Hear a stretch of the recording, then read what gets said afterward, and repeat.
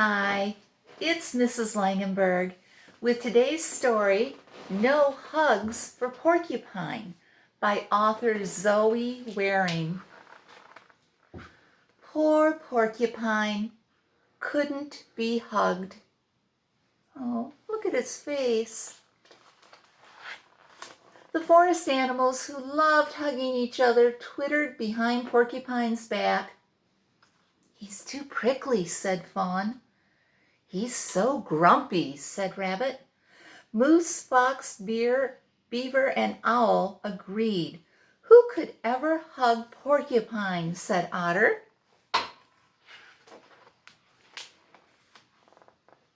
"I don't need a hug from any of you," Porcupine shouted into the forest.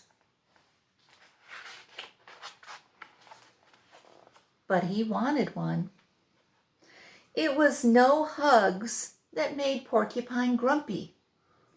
He craved a cuddle, needed a nuzzle, and searched for a snuggle. Dusk crept over the forest. All the animals said their goodnights, giving each other warm bedtime hugs before they returned to their burrows, nests, and logs. All but Porcupine. He sulked off to his corner of the forest and settled on his rock. Giving his quills a quick shake, he tried to wrap his little arms around his own body. "Ouch!" he cried. Even Porcupine couldn't hug Porcupine. He felt extra grumpy. Porcupine picked up one of his quills from the mossy ground. "Perhaps I can do something about these," he thought. He tried shaking again, harder this time, but only a few quills fell off. He tried rubbing his back against a tree to blunt the spikes, but his quills were sharp as ever. "Maybe I can cover myself in moss." Porcupine gathered the softest moss he could find. He lumbered over to the brook and peered at his reflection in the pond. "You look silly," said a voice. Porcupine turned and spotted Armadillo. He dropped the moss to the ground. "That's much better," Armadillo said. "It's not much better," said Porcupine, grumpier than before. "I won't ever get a hug now." "Cheer up, Porcupine," said Armadillo. "Would you like a kiss instead?" "A kiss? What's a kiss? May I have one, please?" asked Porcupine. "Mwah!" Armadillo pecked a quick kiss on Porcupine's little nose. "There," said Armadillo. "That's a kiss." Porcupine felt happy and warm and not the least bit grumpy. He wanted to show all the forest animals this kiss, but was afraid they would not give him the chance. "Don't worry," said Armadillo. "We can show them together." "Okay," mumbled Porcupine nervously, and they made their way back through the forest.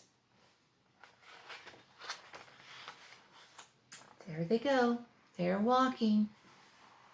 They're climbing. They're heading back. "Where did you go, Porcupine?" the animals cried. "We've missed you." "I was sad," Porcupine muttered, "because you said I couldn't be hugged." "It's not that we don't want to hug you," said Fawn. "We're just afraid of your prickly quills." Armadillo said, "Well, in that case, Porcupine could give you a kiss if you want, because porcupine kisses are not prickly." "A kiss?" said Rabbit, twitching his nose. "May I have one, please?" said Otter, coming up to Porcupine. Sure, said Porcupine. Mwah! That wasn't prickly at all, said Otter. In fact, it was very nice. And Porcupine smiled. I want a kiss too, whispered Fawn. So do I, said Rabbit. All the forest animals asked Porcupine if they could have a kiss. So he very carefully planted pecks, kissed cheeks, and nudged noses. Dawn broke over the forest. All the animals said their good mornings, giving each other quick, sweet kisses after rising from their burrows, nests, and logs. All but poor Owl, who has a very sharp beak.